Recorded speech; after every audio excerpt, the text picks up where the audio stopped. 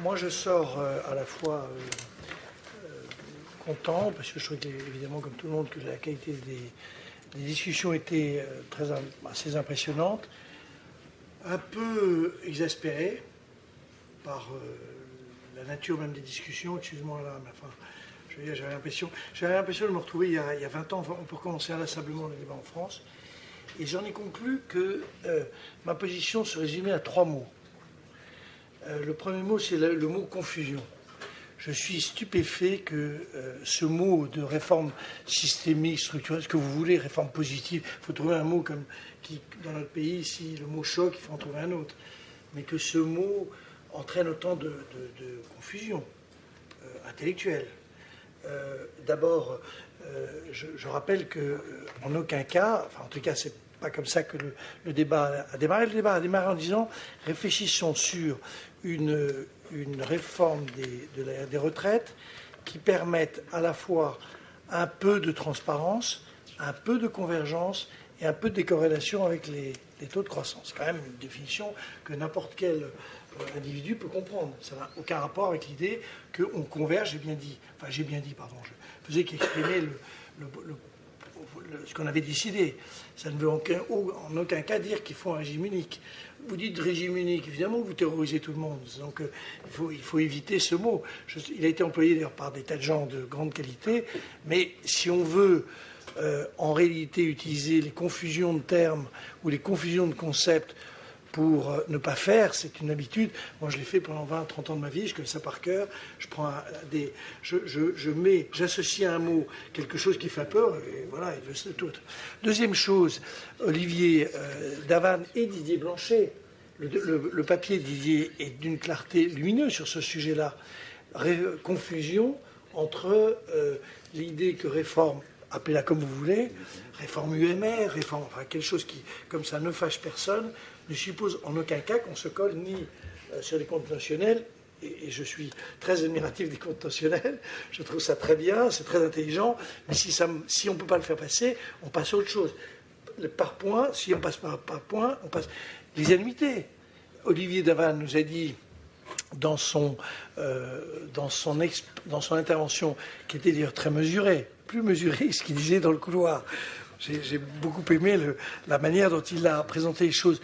Mais en réalité, qu'est-ce qu'on veut dire quand on dit un peu de convergence, un peu de transparence? On veut simplement dire qu'il faut sortir d'un régime, d'un système de retraite qui, objectivement, est absolument illisible, non pas pour chacun des individus, qui est capable de calculer, enfin, qui est supposé être capable de calculer, mais surtout qui est incapable de calculer celle du voisin. Et donc, il considère que celle du voisin est injouable.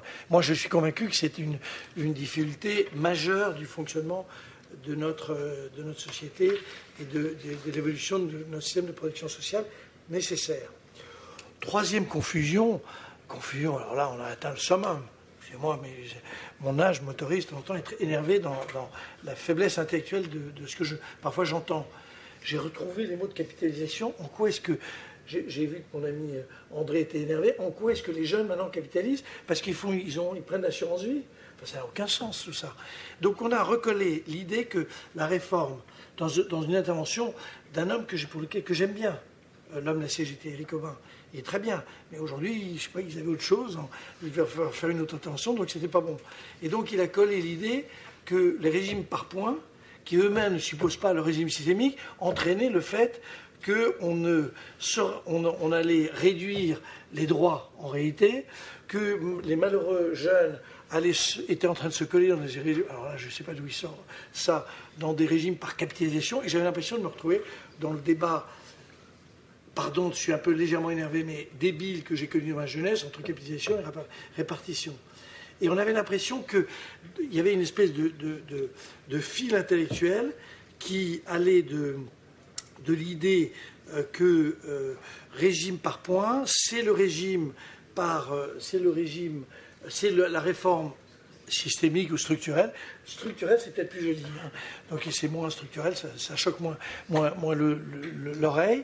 Et réduction des droits.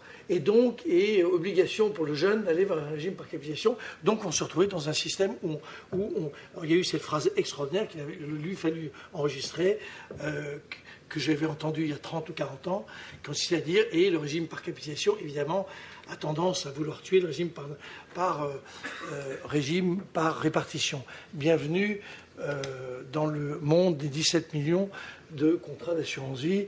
Je ne sais pas dans quel pays nous vivons. C'est pour mon premier mot sur le mot confusion. Le mot fatigue, c'est mon deuxième mot. La fatigue, elle est double.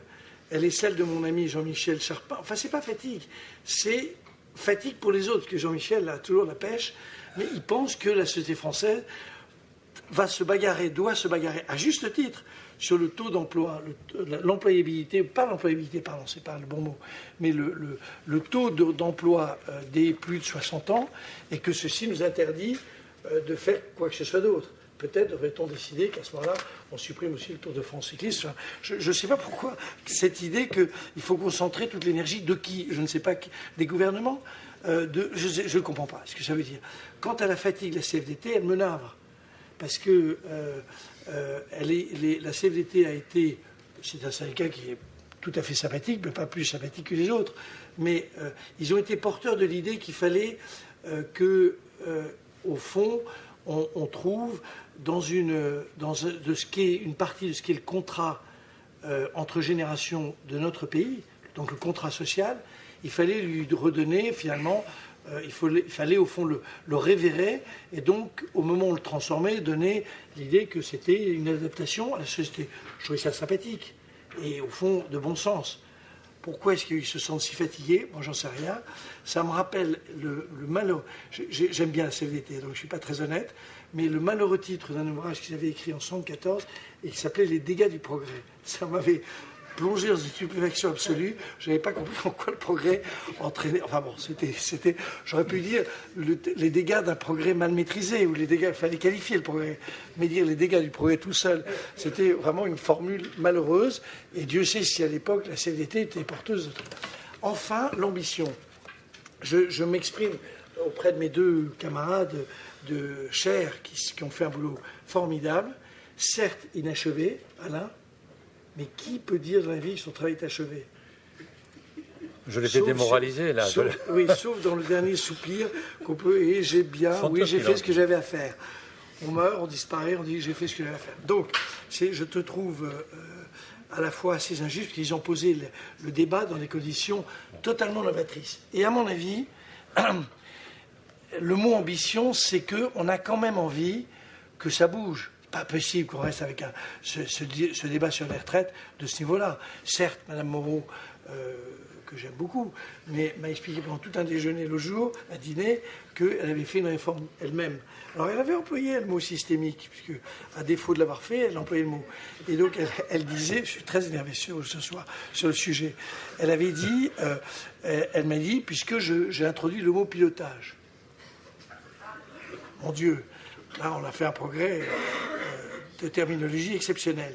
Et je lui dis, c'est toi-même qui pilote ou quelqu'un d'autre? Enfin, j'ai essayé de personnaliser la question et on en est resté là. Bon, tout ça pour dire que je trouve qu'il faut que cet exercice, vraiment que Didier et Antoine, qui ne sont pas d'ailleurs exactement sur le même registre, mais qu'ils ont fait, qui nous ouvrent des perspectives absolument formidables.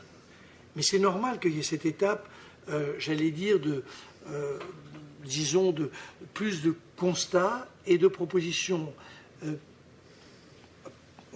provisoires sur un sujet aussi compliqué. Je trouve que c'est formidable, mais l'ambition, si il l'acceptait, serait de se dire, on se retrouve dans quelques mois, peut-être avec Antoine aussi, parce qu'on a quand même besoin de il y aura besoin, alors là, il y aura besoin de beaucoup d'énergie pour faire passer quelque chose. Je peux vous dire, après ce qu'on a entendu cet après-midi, je me dis, c'est pas fini, c'est pas demain la veille qu'on a on réfléchit au thème. Et je me suis dit, il faut vraisemblablement beaucoup simplifier. C'est-à-dire qu'il faut prendre des hypothèses encore beaucoup plus simplificatrices, des mots très simples, et commencer à se dire, on a maintenant la légitimité intellectuelle pour traiter les thèmes, grâce à vous, Mais maintenant, il faut essayer de dire qu'est-ce que ça pourrait être de manière beaucoup, beaucoup plus simple. Là, il faut qu'on se mette autour de la table en dire comment on simplifie et derrière ça, comment on est ambitieux. Parce que cher Didier, cher Olivier, parce que Olivier a quand même eu aussi un cri du cœur, hein, même s'il avait bien maîtrisé dans l'expression. Mais si on veut quand même dire que le système est totalement inéquitable, absurde pour un certain nombre de sujets, intragénération et intergénération, c'est-à-dire qu'il crée une tension sociale, je trouve, excessive dans notre pays, dans les gens de la même génération, et donne le sentiment aux jeunes générations que, tu l'as dit, je ne vais pas répéter ce que tu as dit, mais qui ne sont pas garantis que leur cotisation servira en quelque chose, il faut leur dire, oui, ce sont des contributions, oui, ceci. Il y a tous les atouts maintenant, il y a tous les éléments, la séparation entre le contributif et le redistributif, d'ailleurs c'est peut-être redistributif, réemployé, il y a toute l'idée, la logique de ce que Didier a introduit. Il faut peut-être admettre, et surtout les mots que tu as employés, ça peut être du par point, ça peut être simplement de l'annuité. En fait, on peut vraiment travailler sur le sujet maintenant, mais il faut faire un système qui donne le sentiment qu'on pourrait le construire assez rapidement. Peut-être pas sous forme de Big Bang, peut-être pas sous... Parce que tous les mots, alors moi je veux dire tous les mots qui font peur, puis je m'arrête. Big Bang, c'est pas uniquement ce président et cette équipe gouvernementale. C'était vrai avant. Peut-être qu'on a une petite crise, un petit retour de flamme aujourd'hui. Mais Big Bang, c'est pas bon. Systémique, c'est vrai que c'est pas bon. Il faut qu'on trouve un mot apaisant. Peut-être la réforme douce. Peut-être la réforme qui ne change. Je ne sais pas, il faut trouver des mots qui donnent le sentiment qu'on change, mais sans que ça perturbe tout. Voilà. Donc moi, je trouve qu'on a vraiment une bonne base aujourd'hui, mais Antoine, tout ça, il va falloir qu'on s'y mette tous, hein, parce qu'on n'est pas sorti de l'auberge. Oui. Alors, oui. Un moment, et les deux, là.